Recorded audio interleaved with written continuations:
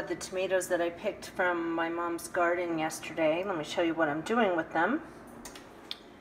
I cut them up. I took the core out. I didn't seed them or skin them or anything, and then just chopped them up and put them in this casserole dish with a little bit of olive oil, just a little, like, I don't know, not even a tablespoon, and some garlic. And then I put it in the oven on 275 for an hour and a half. And then now, for the last half hour, I added in some basil, and then it's going to be in for a half hour, and you'll see that the tomatoes have all kind of melted down. And so this just makes a great sauce. I don't can it like the official way of canning to make it shelf stable, because it does have olive oil in it. I end up putting it in mason jars and putting it in the refrigerator. It's really good on pasta, chicken, you know, anything like that. This is funny. My neighbor has a rabbit, but it's not this neighbor whose yard it's in. It belongs to that neighbor over there. And there's like plexiglass to keep him in his own area. But he has, the last couple of days, he's been getting over it and getting in my other neighbor's yard. Monica's going nuts right now. Aren't you? You going nuts? You want that rabbit? You want that rabbit? Do you? Yeah. Hey guys, so I'm at the fair. I just parked the car. We unloaded John's equipment as his band is playing here. So now I've got to talk to this event staff guy, and hopefully he will believe me that I'm supposed to have a stamp so I can get in for free.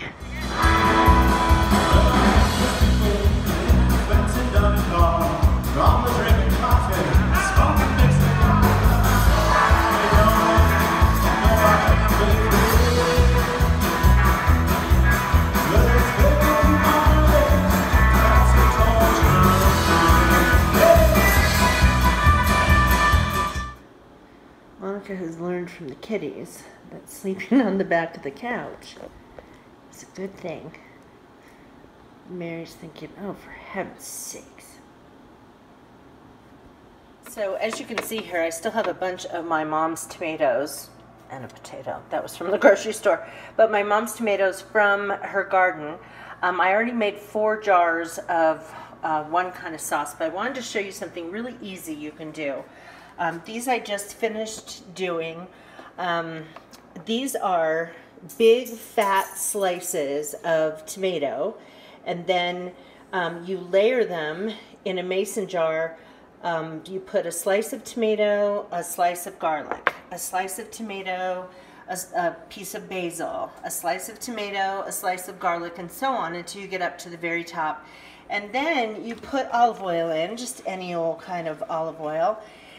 Put it in and, you know, kind of tap it, or take a plastic knife and kind of go around the edges, because you want to get the air bubbles out. If there's any air bubbles in there, it's not going to do any damage to it, because these are going to be stored in the refrigerator, but it will keep stuff from turning brown. Any oxygen that's in there will make your tomatoes turn brown. And so anyway, just kind of tap it and then add more oil as needed. You want to make sure that you leave some headroom at the top of the container, but you also want to make sure that you're covering the top layer of tomatoes with oil. If your tomatoes are small, like the ones that I did, each of these jars has 2 large tomatoes in it, so like this size. If you use smaller ones, you're going to want to cut them in slabs the same way, but you're going to have a lot of room around the edges, and so you take some of the slabs that you cut and you shove them in around the sides, so you get as much of the jar filled with tomatoes as possible. You really want the tomatoes to stuff the jar. Of course, layering back and forth with basil and garlic. And then, yeah, so now what I'll do is I'll put a lid on each one and then seal this on. Of course, I don't have the lids I was washing, so, and then put the rim on it. Store it in a refrigerator for a couple of months, and then after a couple of months, the basil and garlic, stop it, Monica. will have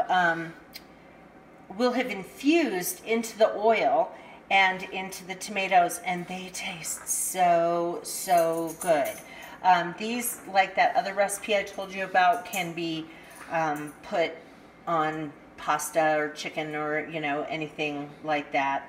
I also wanted to show you that I am dehydrating some basil. I had a rather large container of basil, and some of the pieces started looking brown and some just were looking wilty, so I rinsed it all and dried it off in a salad spinner, and then just made layers of this wilted basil in here that will dry in a couple of hours. Basil goes pretty quickly, and then I'll be able to refill my my little spice container that I have of basil. But it's just a really good way of preserving something instead of throwing it away. And this food dehydrator I've mentioned this before on this channel, I'm sure, but I got it at Goodwill for $9.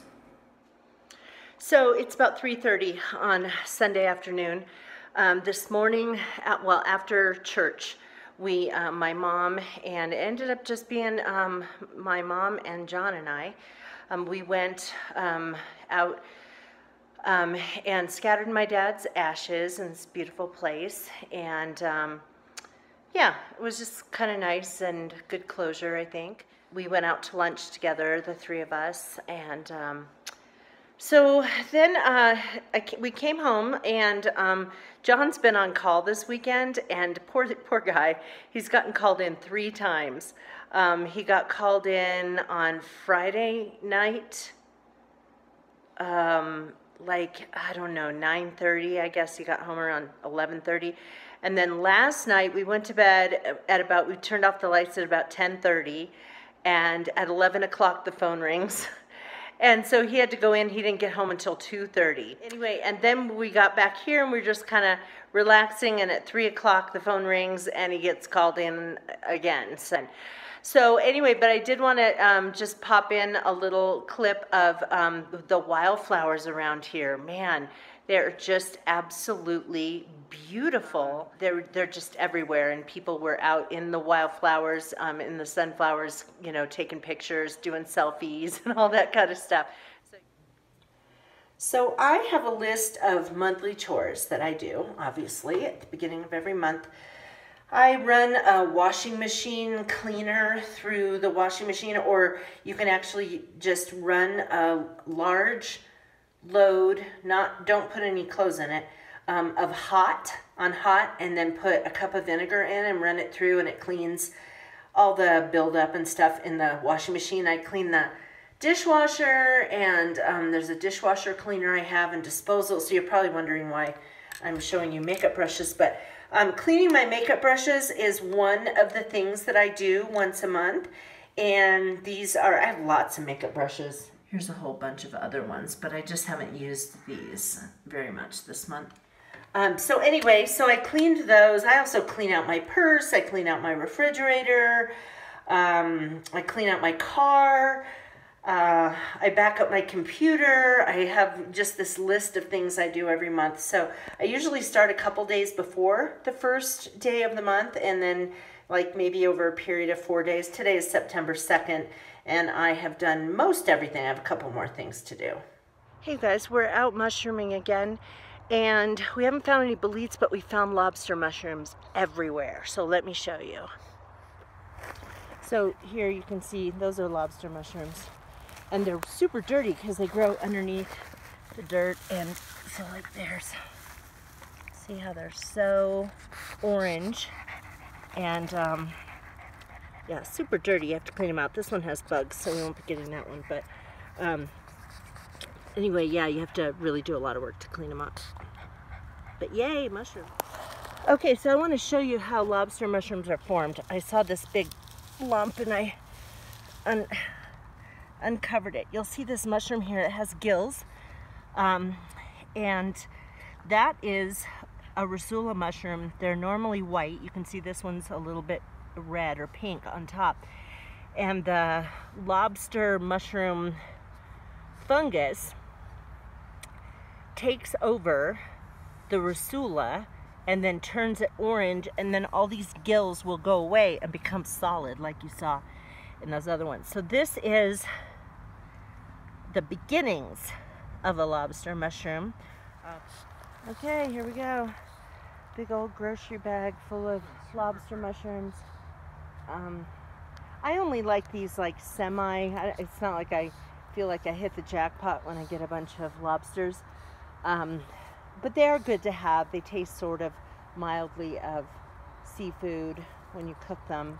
And we'll probably give most of these away. But the fact that we're finding all these lobster mushrooms right now just says to me that... Did you find a good one? That was perfect. Let's see. Show the other side. Yeah, see, that is... So you remember when I was showing you the one with the white mushroom that had gills? This is what happens when the lobster... what is it called? A fungus?